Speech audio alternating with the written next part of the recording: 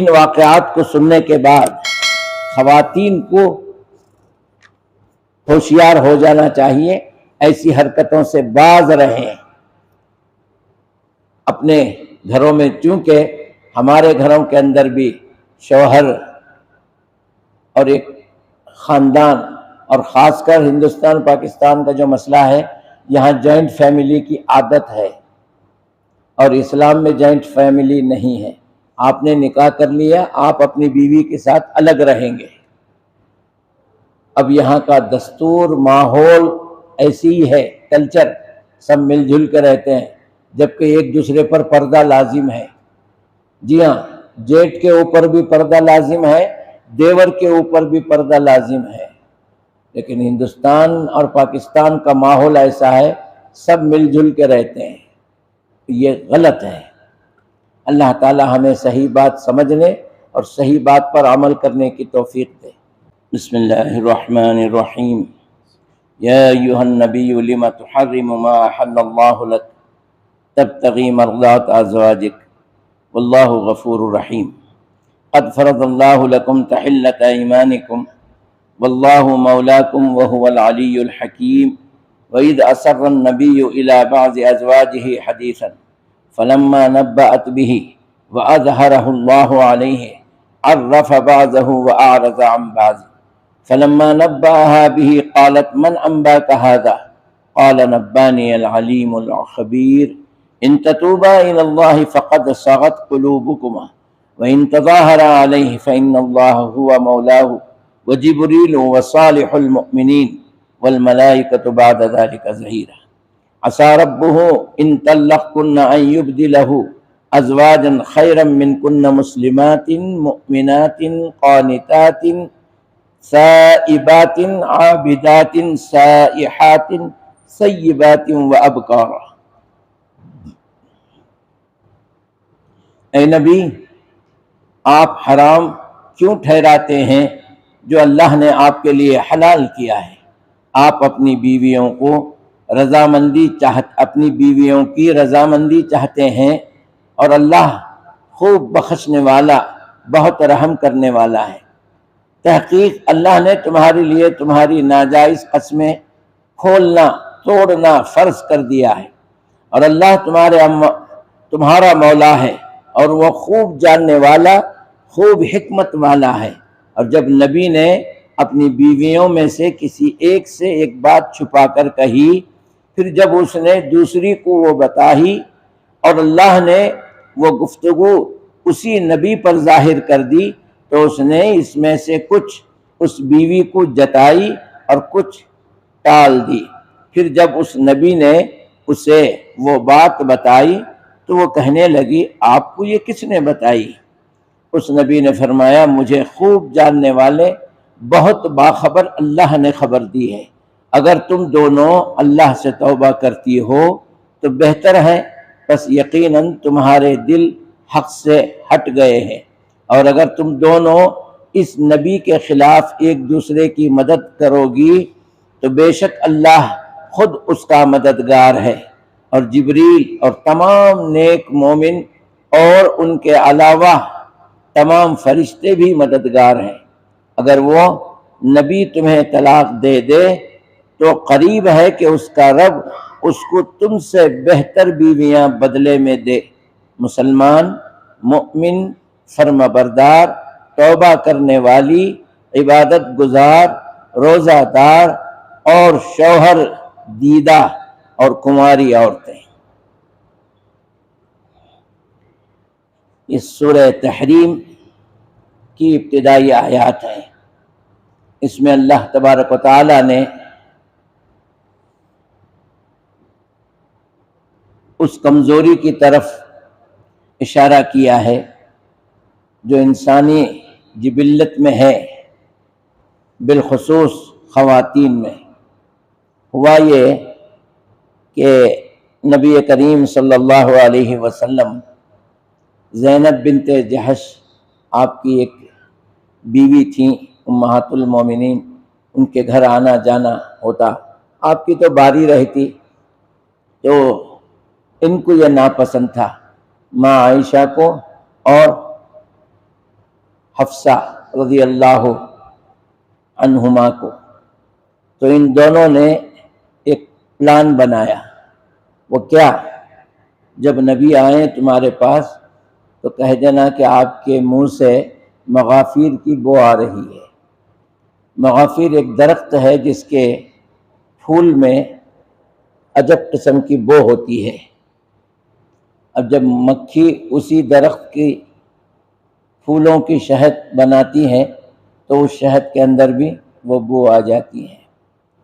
تو جب آپ کے پاس آئیں تو حفصہ نے کہا تم کہہ دینا کہ آپ کے منہ سے مغافیر کی بو آ رہی، اور انہوں نے بھی کہا جب تمہارے پاس آئیں تم بھی ایسے ہی بولنا، تاکہ نبی کریم صلی اللہ علیہ وسلم کو ہمارے اس انکار کی وجہ سے وہاں جانا چھوڑ دیں، یا گئے بھی تو کچھ کھائے پیے نہیں ایسے ہی آ جائیں۔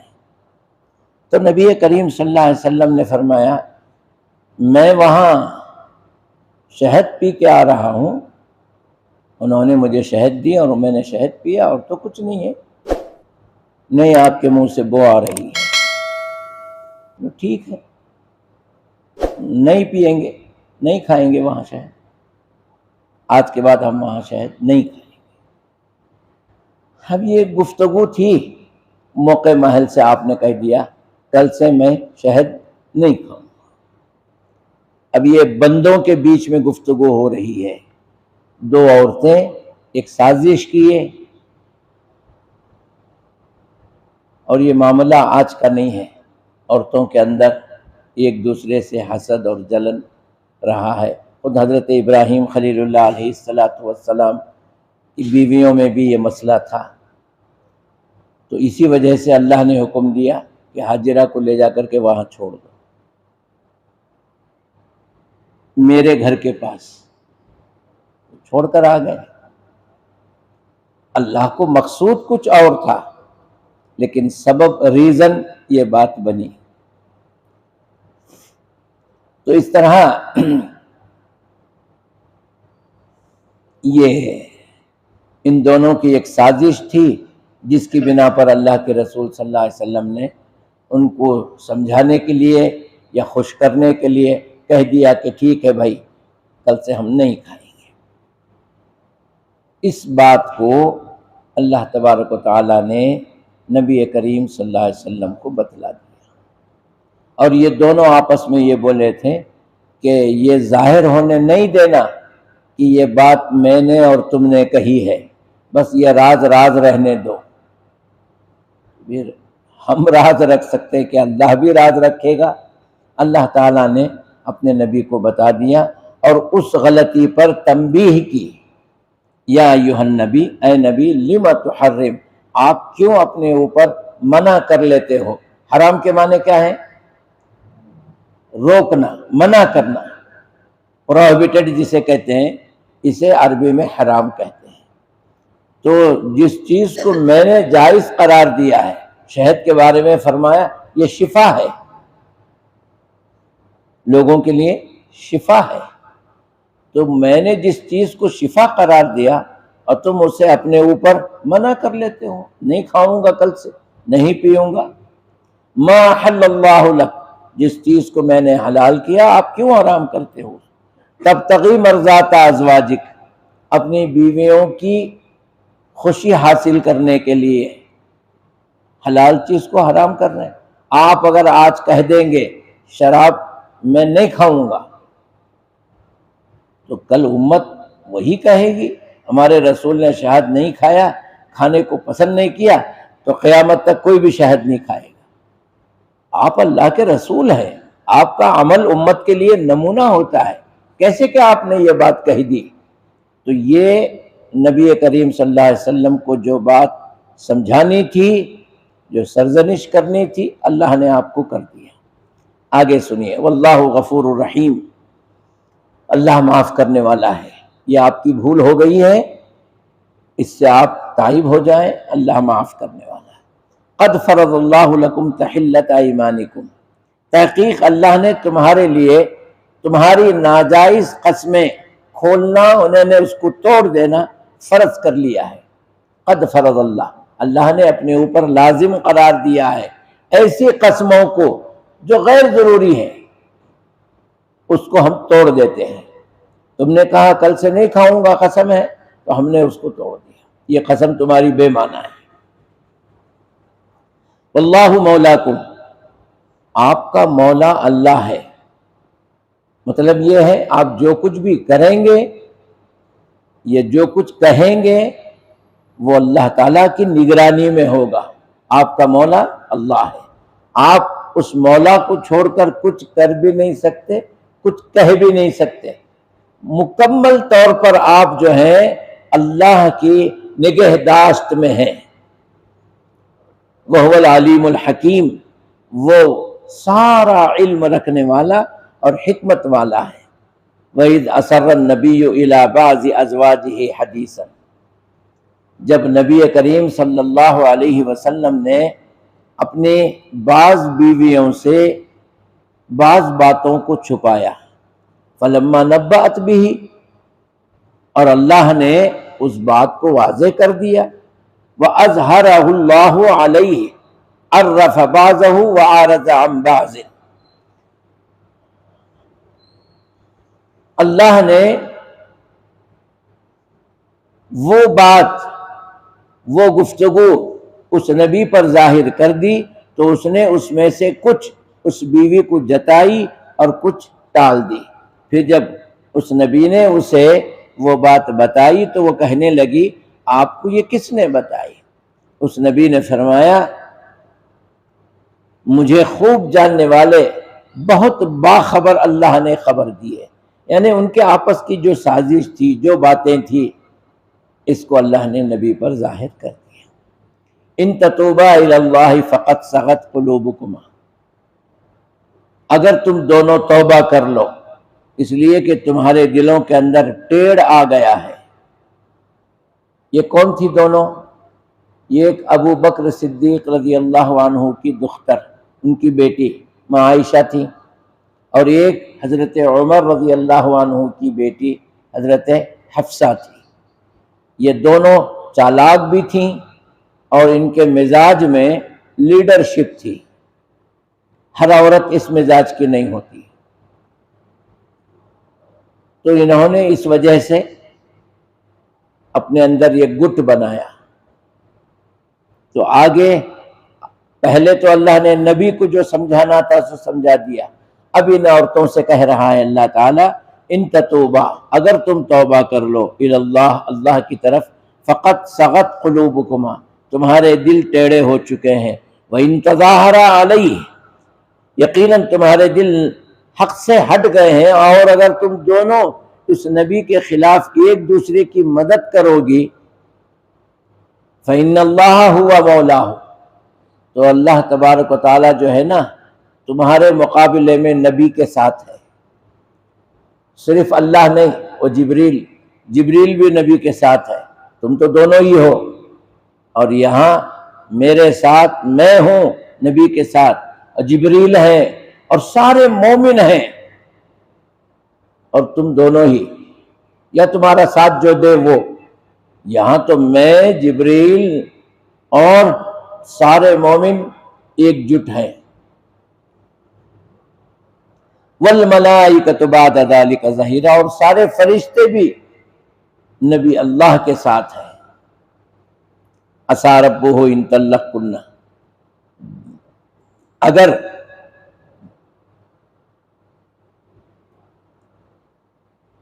تمہارے رب نے تمہیں طلاق دینے کا حکم دے دے، اگر تم کو طلاق دے دیا جائے، ان یبدلہ ازواجا خیرا منکن، تو اللہ تعالیٰ تم سے بہتر عورتیں نبی کو عطا کرے گا. یہاں ایک بات سمجھ میں آ رہی ہے، تو یہ نکاح کرنا نہ کرنا، ایک سے زائد کرنا، یہ ساری چیزیں نبی کی مرضی سے، نبی کی قدرت میں، آپ کے اختیار میں نہیں ہے. اگر آپ کے اختیار میں ہوتا تو اللہ تعالیٰ یہ کیوں فرماتا کہ ہم تم سے بہتر بیویاں ان کو دیں گے؟ تو یہ ریموٹ کنٹرول کس کے ہاتھ میں ہے؟ اللہ کے ہاتھ میں ہے. آپ کو کس سے نکاح کروانا کس کا نکاح زمین پہ کرنا اور کس کا نکاح عرش پہ کر دینا، یہ سب اللہ کے ہاتھ میں ہے۔ اللہ کا حکم ہوتا ہے، اللہ کی مرضی ہوتی ہے تو نبی نکاح کرتا ہے، اور اگر اللہ کی مرضی نہیں ہے نبی کسی سے کوئی نکاح نہ کر سکتا ہے، نہ کیا ہے۔ تو اللہ تبارک و تعالیٰ نے فرمایا اگر تمہارا رب حکم دے دے اور نبی نے تم کو طلاق دے دیا تو سمجھ لو ان یبدلہ ازواجا خیرا منکن، تم سے بہتر بیویاں اللہ تعالیٰ نبی کو عطا کرے گا۔ وہ کیسی ہوں گی؟ مسلمات، مسلمان ہوں گی، مؤمنات، مومنہ ہوں گی، قانتات، قناعت گزار ہوں گی، سائبات، فرما بردار ہوں گی، عابدات، عبادت گزار ہوں گی، سائحات، اور روزہ دار ہوں گی، روزہ رکھنے والی۔ سیبات و ابکارا، یا تو وہ شادی شدہ ہوں گی یا پھر کنواری ہوں گی۔ ان سب میں سے کسی کو ہم چن کر کے تم سے بہتر بیویوں کو نبی کے نکاح میں ہم دے دیں گے۔ آئندہ سے ایسی شرارت، ایسی حرکت آئندہ سے نہ کرو۔ بیویوں کے اندر الگ سے ایک گٹ بنا لینا، دوسرے عورتوں کو جو ہے اس بارے میں اکٹھا کرنا، مان گئے تو ایک گروپ، نہیں مانے تو دوسرا گروپ، یہ سب اچھی چیزیں نہیں ہیں۔ اس لیے کہ تمہارے اوپر بھی نبی کی نگاہ ہے اور اللہ کی نگاہ ہے، اور نبی کے اوپر بھی اللہ کی نگاہ ہے۔ سبحانک اللہم و بحمدک، اشہد ان لا الہ الا انت، استغفرک و اتوب الیک۔